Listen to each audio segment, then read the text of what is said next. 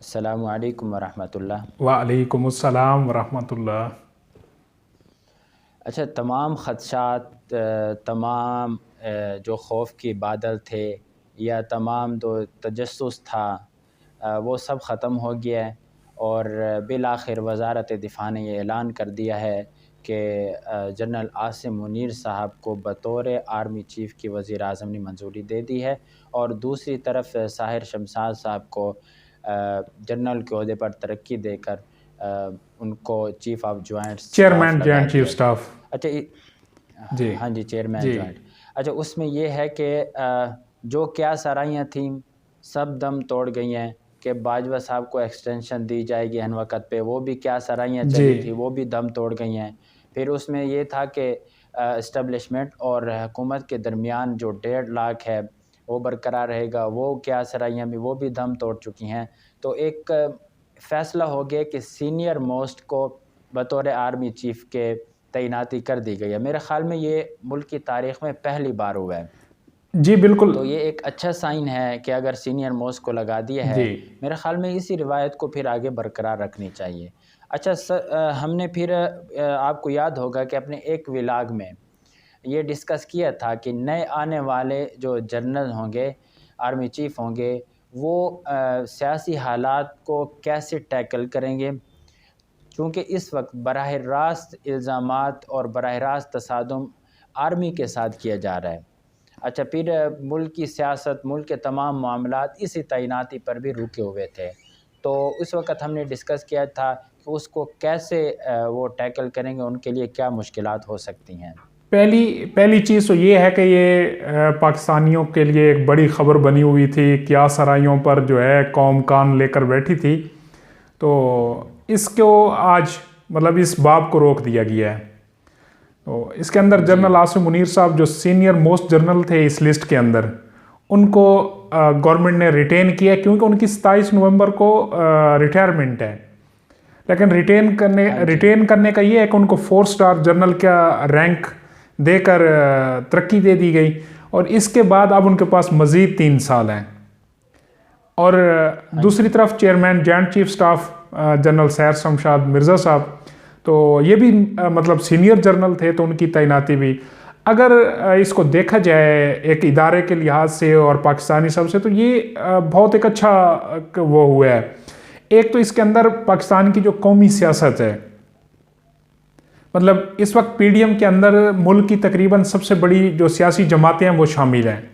तो इन सब ने बिल्कुल एक इत्तफाक के साथ एक जो वो था अपॉइंटमेंट का जो मरहला था, तो उन्होंने कोई इसके ऊपर किसी किस्म का आपस में कोई उनके भी तनाव नज़र नहीं। ज़ाहिर बात है कि 10-11 पार्टीज़ थी, तो किसी के शकूक व शुबहा तहफ़्फ़ुज़ात ज़ाहिर नहीं हुए। तो हाँ जी, जी। अब पहले ज़ाहिर पहले जो तैनाती होती थी वो सिर्फ़ नून लीग की जी, होती थी।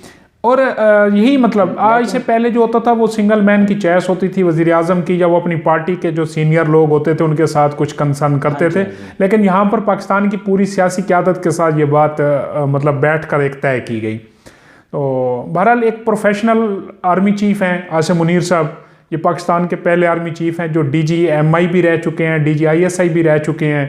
और उसके अलावा इनके पास शुमाली इलाका जात की जो कमांड है वो रही है एज ए ब्रिगेडियर। इसके अलावा इनके पास जो इनकी खसूसियत है कि वो हाफिज़ कुरान है। ये इन्होंने एज अ कर्नल, जब इनकी अपॉइंटमेंट मदीना मुनव्वरा में हुई थी, तो उस टाइम इन्होंने ये हिफ्ज़ किया था।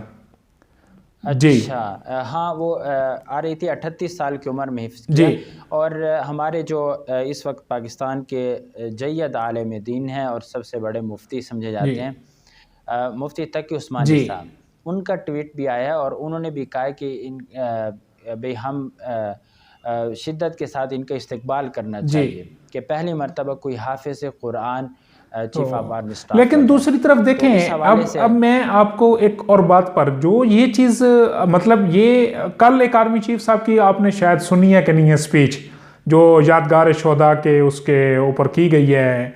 कि एक तकरीब होती है, कन्वेंशन होता है उसके अंदर, तो उसके अंदर कुछ एतराफ़ात थे आर्मी चीफ की तरफ से, जो अच्छा, मौजूदा अभी हमारे आर्मी चीफ साहब रिटायर होने वाले हैं जनरल कमर जावेद बाजवा साहब। तो उन्होंने एक बात को तो ये माना कि फरवरी 2021 तक। हेलो। हेलो। हाँ जी, आपकी आवाज़ जी। कट गई थी। जी जी, तो अब आ रही है। फरवरी 2021 तक जो है फौज की मुदाखलत रही है, ये बात तो अब खुद उन्होंने तस्लीम की है अच्छा। एक फोरम के ऊपर खड़े होकर कि हाँ जी, हाँ, ये बहुत इम्पोर्टेंट है। अब कल जी, जिस तरह आर्मी चीफ साहब ने बयान, मेरे ख्याल में वो टोटल सियासी उनकी जी, स्पीच ये एक थी। एतराफ़ था अच्छा, उसमें जो जो एतराफ़ था। सियासी। अच्छी। जी, अब देखें ना, मैं एक बात अर्ज जी, करूं कि वो कुव्वतें जो रोज़ अव्वल से कह रही थी कि इस्टेब्लिशमेंट पाकिस्तान की सियासत में रोज़ अव्वल से मुदाखलत कर जी, रही है, अब कितने अरसे बाद उनका मौक़िफ़ सच साबित फर्स्ट हो टाइम गया। मतलब एक और बात भी। किसी सिटिंग हाँ अभी जी, तक तो वो है ना ऑन सर्विस हैं। हाँ जी, हाँ रिटायर जी, होने हाँ के जी, बाद तो बिल्कुल। जनरल असलम बेग साहब थे, जनरल दुरानी साहब थे और जनरल हमीद गुल साहब थे। वो टॉक शोज़ के अंदर एतराफ़ करते रहे हैं कि जो है इस तरह की मुदाखलत होती रही है, अपनी मर्जी के सेटअप सियासी उसमें बनते रहे हैं, लेकिन on seat during the command अगर किसी आर्मी चीफ ने इस बात के एतराफ़ किया तो वो जनरल कमर जावेद बाजवा साहब हैं। तो लेकिन हाँ उन्होंने जी, हाँ साथ जी। ये कहा कि उस मतलब 21 की फरवरी के बाद कोई हमने सियासी वो नहीं किया। तो बहरहाल अल्लाह करे कि ये इसी तरह की चीज़ें जो हैं ये आगे भी, ज़हरी बात है। अब मुझे एक चीज़ जो नज़र आ रही वो ये है बिल्कुल। कि ये जो सियासी जमातों का इकट्ठ बना ना पीडीएम का, अगर ये तहरीक ना चली होती तो शायद इस तरह अब हाँ जी, मौरूजी हालात ना होते जो आज आपको मिले हैं। आपको किसी हाँ जी, फोरम हाँ पर जी, एक कंसर्न आदमी एतराफ़ कर रहा है कि हमारी मुदाखलत हुई है। तो हाँ फिर जी, उन्होंने एक और चीज़ का डिस्कस किया। अब देखें ये जो 11 जमातें हैं ये इत्तेहादी हैं सिर्फ एक अलायंस के ऊपर, जमहूरियत के ऊपर। ये इलेक्ट्रल हाँ जी, इलेक्शन के अंदर ये इत्तेहादी नहीं है। अगर उनका हाँ अलायंस जी। बनता है वो फ्यूचर की बात है, लेकिन फिल वक्त वो आपस में इलेक्शन लड़ने के अंदर वो अपोजिशन में है। मेरा मकसद ये हाँ है कि जी, जहां पर पीपल पार्टी का उम्मीदवार इलेक्शन लड़ रहा है वहां नून लीग का भी लड़ रहा है, जेजुआई का भी लड़ रहा है, अख्तर मैंगल साहब भी, मतलब वो अभी तक इसको आप इलेक्टोरल वो इत्तेहाद नहीं कह सकते। हाँ ये एक जी, पार्लिमानी इत्तेहाद था, फिर पीडीएम गवर्नमेंट बन गई तो उसी इत्तेहाद में। तो नेक्स्ट जो आर्मी चीफ साहब आए हैं उनके लिए एक तरफ से तो सहूलत है कि कुछ चीजें बैठकर अब तय होने का लग रहा है, अंदाजा हो रहा है कि ये जो आगे डायलॉग की सिचुएशन, क्योंकि कौमी सियासत इस हवाले से अब एक पेज पर है कि हमने ये मामलात सियासी ही रहने देने हैं। जी, ओके। अच्छा, नहीं, इसमें हमने गुज़श्ता गवर्नमेंट में हमने देखा कि इमरान खान साहब की जो इस्टेब्लिशमेंट के साथ ताल्लुकात की नोयत ख़राब जी, हुई थी, वो भी उनकी अपनी जी, कारस्तानी थी।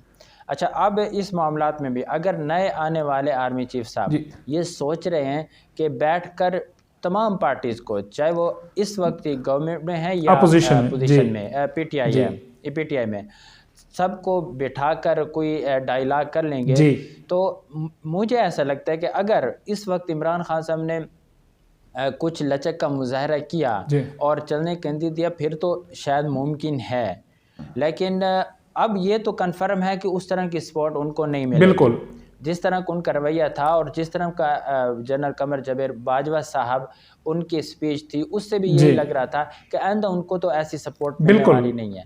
लेकिन अभी अभी उनके पास भी एक चॉइस है कि अब चूँकि नाम सामने आ गए हैं और उधर से सदर साहब भी इमरान खान साहब के पास पहुंच गए हैं।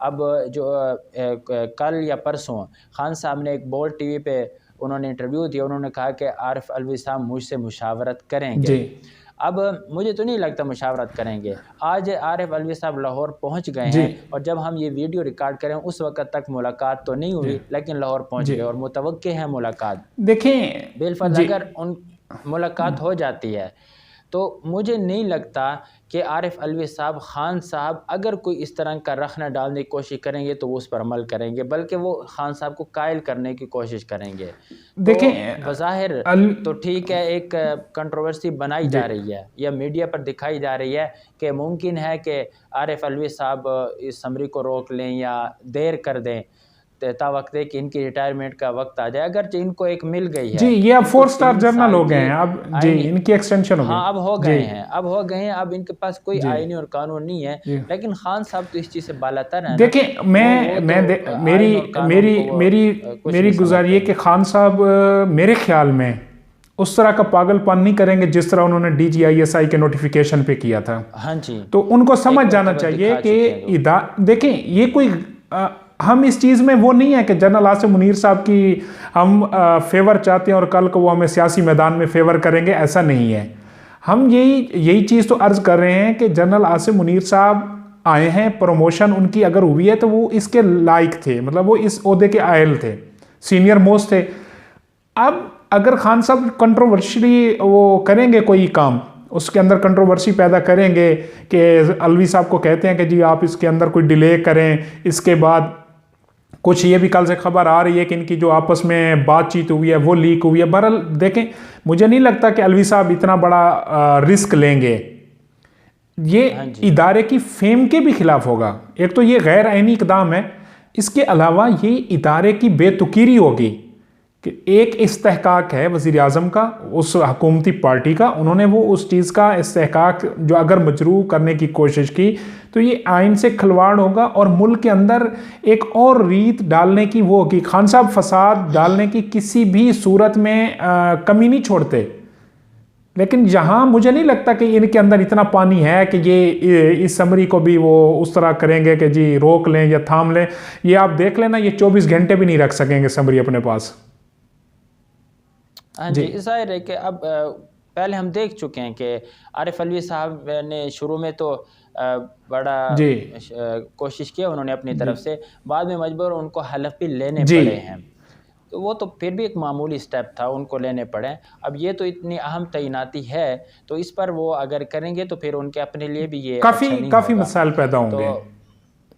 और लेकिन जो तो ठीक है कि वही बात आ जाती है कि अब पाकिस्तान की जो सियासी क़यादत, मैं सियासी उसको समझता हूँ जो इस वक्त PDM के अंदर सारे पाकिस्तान की मेजर सियासत, आपका 2.5-3 करोड़ वोट वहाँ खड़ा है, तो वो एक पेज पर है।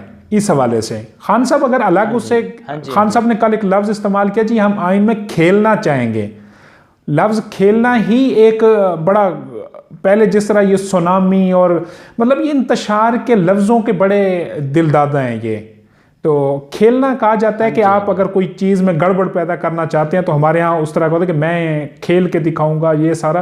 तो बहरहाल ये एक सिर्फ होगा, मेरे ख्याल में इनका यही आएगी बात कि जी क्योंकि सीनियर मोस्ट जर्नल्स आ गए हैं तो ये आइन के मुताबिक है, हम इसको एक्सेप्ट करते हैं।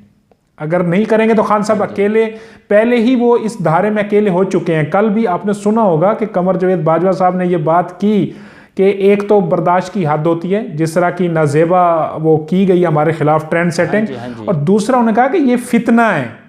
इससे पहले DGISI साहब, DGISPR की प्रेस कॉन्फ्रेंस, फिर उसके बाद कल हमारे, तो मेरे ख्याल में जो हमारा ये इदारा है ये भी जान चुका है कि किस तरह के मामलात जो है ना आगे होने वाले हैं या हो रहे हैं।